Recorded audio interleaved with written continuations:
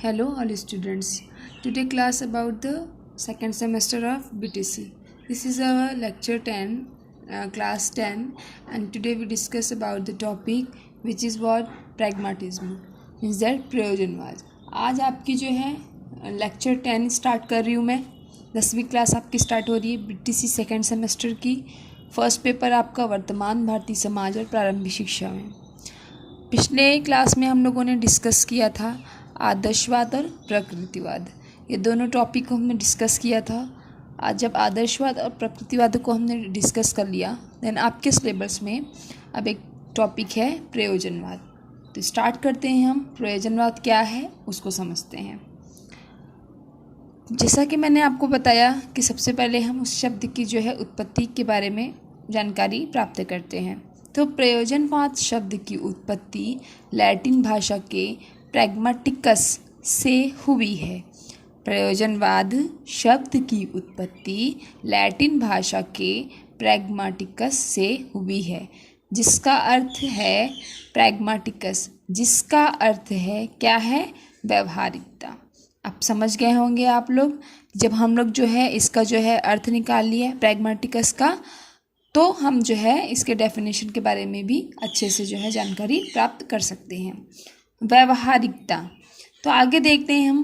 प्रयोजनवाद वह दर्शन है, प्रयोजनवाद जो है वह दर्शन है जिसके अनुसार सिद्धांतों की सत्यता का निर्माण सिद्धांतों की सत्यता का निर्माण वस्तुओं तथा तथ्यों के व्यवहारिक परिणामों के आधार पर होता है. अब ये जो वाद है आपका प्रयोजनवाद, वो क्या कह रहा है. जब आपका थोड़ा सा हम पिछली क्लास के बारे में देखेंगे कि जब मैंने आपको बताया था कि आदर्शवाद में क्या मानते थे आदर्शवादी. वो लोग जो है आध्यात्मिकता को माना करते थे, अलौकिक परलौकिक को माना करते थे. वो लोग कौन लोग, आदर्शवादी लोग. देन मैंने आपको पढ़ाया था प्रकृतिवाद. प्रकृतिवाद में क्या था, वो जो है ईश्वर जैसे को कुछ भी नहीं मानते थे. वो सिर्फ ये मानते थे कि जो है सब रियलिटी है, सब वास्तविकता है. वास्तविकता पे वो लोग जोर दिया करते थे. तो हम जो है प्रयोजनवाद में क्या देख रहे हैं, जब मैंने इसके अर्थ डेफिनेशन आपको पढ़ा तो इसका क्या अर्थ निकल के आ रहा है. यही अर्थ निकल के आ रहा है ना कि सत्य है. ये जो है प्रयोजनवाद किसको मानते हैं, प्रयोजनवाद जो है वो सत्य को मानते हैं. सत्य को इस बेस पे मानते हैं कि अगर यदि सत्य है तो जो है उसको प्रयोग करके स्पष्ट करके दिखाइए. अगर कोई चीज़ सत्य है तो उसको आप प्रैक्टिकल करिए, प्रयोग करिए, प्रयोग में लाइए अपने, और फिर उसको जो है दिखाइए. अगर वह प्रयोग सही निकल कर आ रहा है, अगर जो है वो प्रयोग आपने किया सत्य का और वो सही निकल कर आ रहा है, तभी वह सत्य है. तभी जो है प्रयोजनवादी क्या मानते थे, तभी वह चीज़ों को सही मानते थे. अथवा वह सत्य को नहीं माना जाता था.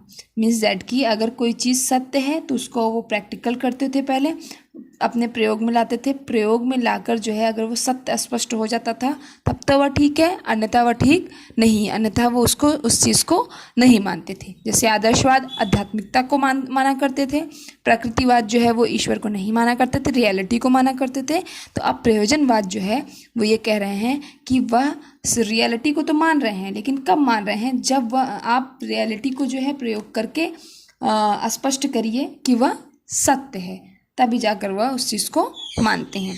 तो क्लियर हो गया होगा आप लोगों को. प्रयोजनवाद भी जैसे आदर्शवाद क्लियर हुआ, आपका जो है प्रकृतिवाद क्लियर हुआ, अब जाके जो है आपका प्रयोजनवाद क्लियर हुआ. ठीक है, देखते हैं. प्रयोजनवाद हमें अर्थ का सिद्धांत, सत्य का सिद्धांत, ज्ञान व वास्तविकता का सिद्धांत देता है. बिल्कुल सही बात है. अभी मैंने आपको डिस्कस किया कि जो प्रयोजनवाद है वो हमें क्या निकालता है, अर्थ का सिद्धांत, सत्य का सिद्धांत. मैंने बताया आपको कि ये सत्य को तभी मानते हैं जब जो है वो आप अपने नॉलेज में उसको लाइए और उसकी रियलिटी को जानिए और वो सत्य निकलता है, तब जाकर जो है वह जो है वो चीज़ें सही मानी जाती है. तो ये तीनों चीज़ें इसमें इंक्लूड हैं, सत्य, ज्ञान व रियलिटी. ठीक है, अब जो है हम देख लेते हैं कि इनके समर्थक कौन कौन से थे. इनके समर्थक जो थे प्रयोजनवाद के, वो विलियम जेम्स, जॉन डीवी, ये जो है इसके समर्थक थे। और इम्पॉर्टेंट थिंग इसमें क्या है, जानकारी वाली चीज़ें, जैसे कि जो ये विचारधारा थी इस पर किसका ज़्यादा फोकस था, कौन से दार्शनिक का, तो हम कह सकते हैं विलियम जेम्स का। ध्यान रखिएगा, विलियम जेम्स जो दार्शनिक थे इन्होंने बहुत जोर दिया था प्रयोजनवाद पे, मीन्स दैट कि इन्हें, और इसीलिए इन्हें जो है प्रयोजनवाद का जनक भी कहा जाता है। आपको एग्जाम में पूछ सकता है कि प्रयोजनवाद का जनक किसे माना जाता है, तो आप उसका आंसर कर सकते हैं कि प्रयोजनवाद का जनक जो है वो विलियम जेम्स को माना जाता है। समझ रहे हैं आप लोग। और थोड़ा सा हम क्लियर करते हैं प्रयोजनवाद को। इस मत को मानने वालों का क्या कहना था, इस मत के मानने वालों का यही कहना था प्रयोजनवादियों का कि बगैर कोई मकसद के कोई कार्य नहीं होता है।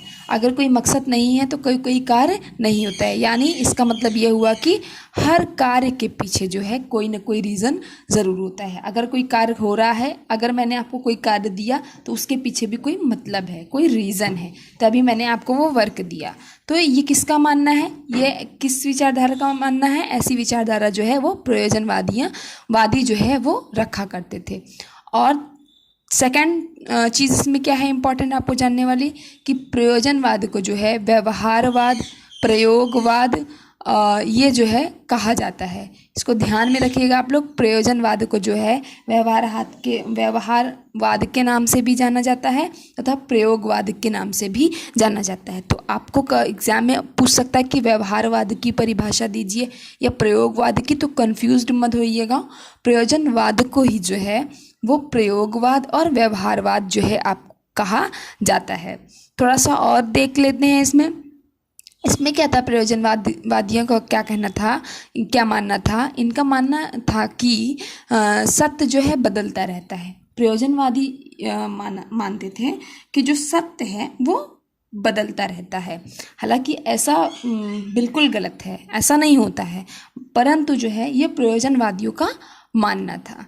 ठीक है, थोड़ा सा और इसमें क्लियर कर लेते हैं हम लोग कि इस विचारधारा में जो संसार है उसे ही माना जाता है। मीन्स दैट कि ये जो संसार है उसे ही माना जाता है, कि उसे क्या माना जाता है कि वो विभिन्न तत्वों व क्रियाओं का परिणाम है।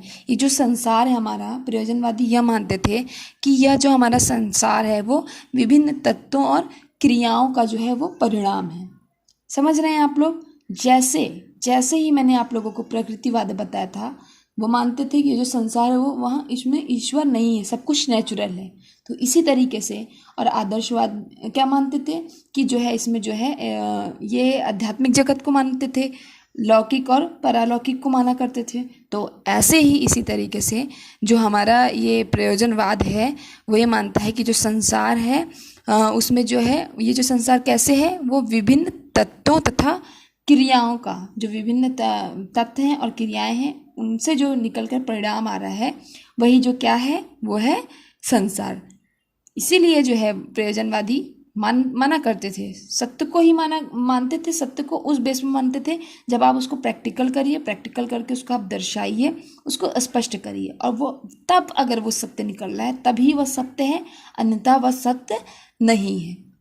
मेरे ख्याल से आप लोगों को प्रयोजनवाद, आदर्शवाद और आप लोगों को जो है वो प्रकृतिवाद, ये तीनों वाद जो है आप लोगों को अच्छे तरीके से क्लियर हो गए होंगे। अगर आपको इसमें कोई प्रॉब्लम है आप कमेंट करके बस बता सकते हैं, कोई अगर आपको कन्फ्यूज़न है तो। और मिलते हैं हम नेक्स्ट क्लास में। इतने आज तक के लिए थैंक यू क्लास।